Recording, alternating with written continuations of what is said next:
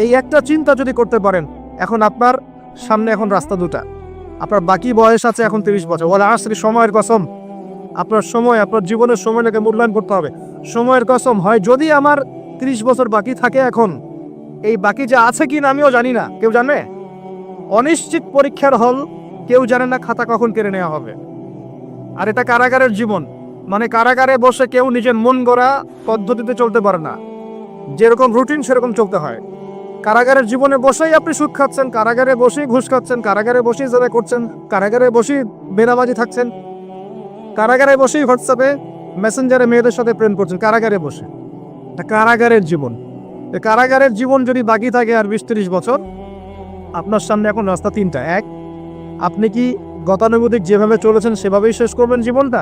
যদি শেষ করে দেন, তাহলে পৃথিবীর ইতিহাস থেকে আপনার নাম একদিন মুছে যাবে, আপনি একাই কবরে